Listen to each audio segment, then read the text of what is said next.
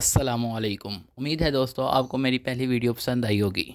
आज हम types of matrices के बारे में डिस्कशन करेंगे। तो सबसे पहले जो टाइप है वो रो मैट्रिक्स की टाइप है। तो रो मैट्रिक्स ये देखें तो ये एक मैट्रिक्स है जो कि रो मैट्रिक्स है।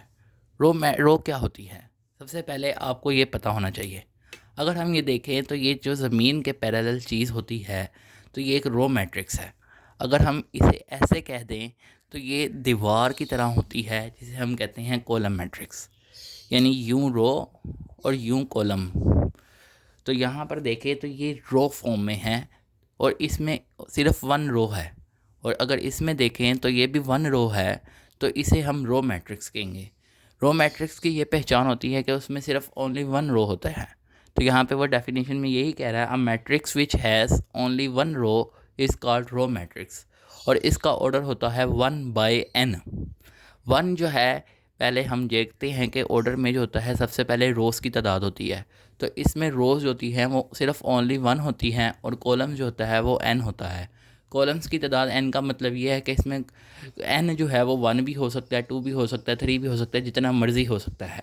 जैसा कि हम देखें तो यहाँ पे n जो है वो थ्री है, क्योंकि यहाँ पे कॉलम्स की तादाद जो है वो थ्री है। देखें इस तरह, ये वन कॉलम, ये टू कॉलम, ये थ्री कॉलम। अगर इसमें देखें तो यहाँ पे टू कॉलम्स की तादाद है, जिस तरह वन कॉलम और टू कॉलम। उसके बाद हम आगे चलते हैं कॉलम मैट्रिक्स पर। अगर हम ये देखें तो ये कॉलम मैट्रिक्स के एग्जांपल हैं। ये देखें, जैसा कि मैंने पहले भी बताया है कि ये इस तरह कॉलम होता है और इस तरह रो होती है। तो यहाँ पे देखें तो ये ओनली वन कॉलम है, और इसमें भी देखें तो यहाँ पे भी ओनली वन कॉलम है। तो हम इसे कॉलम मैट्रिक्स कहेंगे। तो वो कॉलम मैट्रिक्स की डेफिनेशन में यही कह रहा है, a matrix which has only one column, जिसमें सिर्फ और सिर्फ वन कॉलम हो, और इसका ऑर्डर जो है वो m/1 होता है। m जो है इसका मतलब है रोज़ की तादाद, और बाय और वन का मतलब है कि कॉलम की तादाद जो है वो सिर्फ और सिर्फ वन होगी। m जो है यहाँ पर वो वन भी हो सकता है, टू भी हो सकता है, थ्री भी हो सकता है, अपनी मर्ज़ी है। जितनी ज़्यादा रोज़ की तादाद होगी उतना ज़्यादा m होगा। अब हम आगे चलते हैं रेक्टेंगुलर मैट्रिक्स पर। रेक्टेंगुलर मैट्रिक्स की ये पहचान होती है कि उसमें नंबर ऑफ़ रोज़ होती हैं, उनकी तादाद होती है नंबर ऑफ़ कॉलम्स के बराबर नहीं होती। अगर हम ये देखें तो ये रेक्टेंगुलर मैट्रिक्स की एग्जांपल है।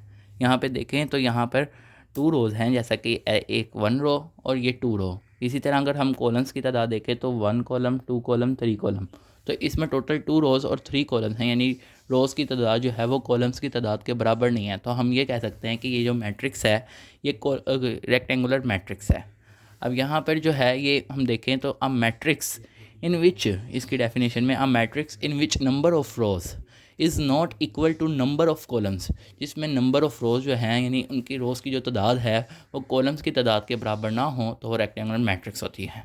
और इसका ऑर्डर जो है वो लिखा हुआ है m/n, but m is not equal to n।